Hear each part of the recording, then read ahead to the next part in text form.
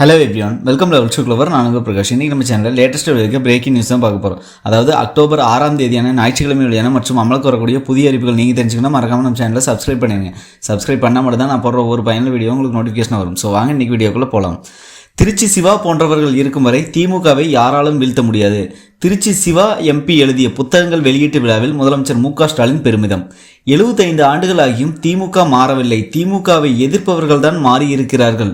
வதந்திகளை உண்மை போன்று கட்டமைக்க எதிர்க்கட்சிகள் முயற்சிக்கின்றன என திமுக தலைவர் ஸ்டாலின் பேச்சு.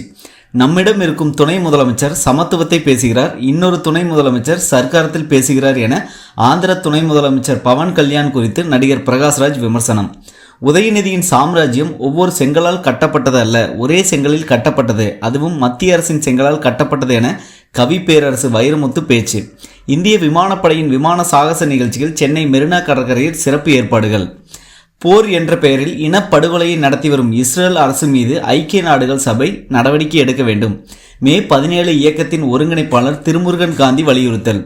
சென்னை ஓமன் விமானத்தின் டயர் வெடித்து கோளாறு, பழுது நீக்குவதில் தாமதம் ஏற்பட்டதால் விமானம் புறப்படுவதில் சிக்கல். காலநிலை மாற்றத்தால் பெண்களுக்கு ஏற்படும் பாதிப்புகளை எதிர்கொள்வது குறித்து ஐநா மனித உரிமை கூட்டத்தில் வலியுறுத்தியுள்ளேன். பசுமை தாயகம் தலைவர் சௌமியா அன்புமணி பேட்டி. பொள்ளாச்சி அருகே முறையான அனுமதியின்றி செயல்பட்ட மனநல காப்பகத்திற்கு சீல். தனியார் காப்பகத்தில் இருந்த மனநல பாதிக்கப்பட்ட நபர்கள் அங்கீகரிக்கப்பட்ட மனநல காப்பக மையத்திற்கு மாற்றம். குமரி மாவட்டம் மணவாளங்குறிச்சி பகுதியில் அரிய வகை மணல் ஆலைக்கு மணல் எடுப்பதற்கான எதிர்ப்பு. அனைத்து சமுதாய மக்கள் ஒன்றிணைந்து கண்டன கோஷங்கள் எழுப்பியவாறு பேரணி. மகாராஷ்டிரா மாநிலத்தில் 23,300 கோடி மதிப்பிலான திட்டங்களை பிரதமர் நரேந்திர மோடி அவர்கள் நேற்று தொடங்கி வைத்தார். அரசு பள்ளியில் 6 முதல் 9ஆம் வகுப்பு வரை பயிலும் மாணவர்களுக்கு கற்றல் வழித்திறன் மதிப்பீட்டு தேர்வு அக்டோபர் 7ஆம் தேதி தொடங்கி ஜனவரி வரை 4 கட்டங்களாக நடைபெற உள்ளது குறிப்பிடத்தக்கது. தமிழகத்தில் இன்று ராமநாதபுரம், சிவகங்கை, மதுரை, தேனி, திண்டுக்கல், புதுக்கோட்டை, தஞ்சாவூர், திருவாரூர், நாகப்பட்டினம், மயிலாடுதுறை, அரியலூர், பெரம்பலூர், திருச்சி, கரூர், நாமக்கல், சேலம், தருமபுரி, கிருஷ்ணகிரி, ஈரோடு, நீலகிரி, திருப்பூர் மற்றும் கோவை ஆகிய மாவட்டங்கள் மற்றும் மலைப்பகுதிகள், காரைக்கால் பகுதிகளிலும் ஓரிரு இடங்களில் கனமழை பெய்யும் என வானிலை ஆய்வு மையம் தெரிவித்துள்ளது. மாமல்லபுரம் அருகே ஊராட்சி மன்ற துணைத் தலைவர் மீது ஊழல் புகார் அளித்ததால் பழிவாங்கும் நடவடிக்கைகளில் ஈடுபடுவதாக கோகிலமேடு மீனவர்கள் போராட்டம். ஷாங்காய் ஒத்துழைப்பு மாநாட்டிற்கான பாகிஸ்தான் செல்லும் நான் இரு நாட்டு உறவுகள் குறித்து பேச மாட்டேன் என வெளியுறவுத்துறை அமைச்சர் ஜெய்சங்கர் விளக்கம். பொக்ரானில் குறுகிய தூர வான் இலக்குகளை தாக்கும் 3 ஏவுகணைகளின் சோதனை வெற்றி. மத்திய அமைச்சர் ராஜ்நாத் சிங் எக்ஸ் தளத்தில் மகிழ்ச்சி பதிவு.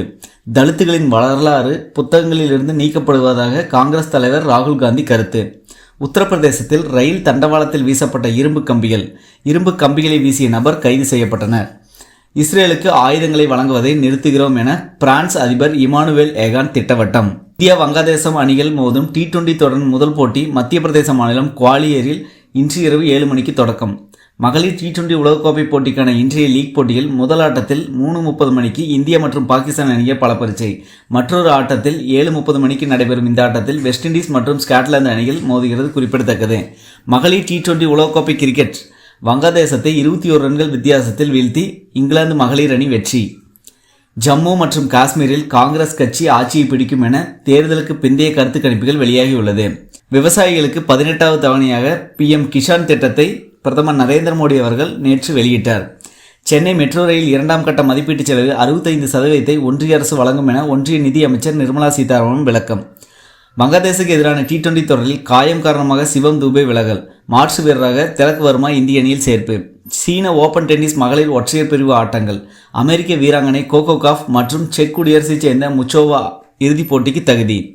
இன்றைய பெட்ரோல் மற்றும் டீசல் விலை நிலவரம் எந்த ஒரு மாற்றமின்றி 1 லிட்டர் பெட்ரோல் ₹100.75 1 லிட்டர் டீசல் ₹92.34 விற்பனையாகிறது.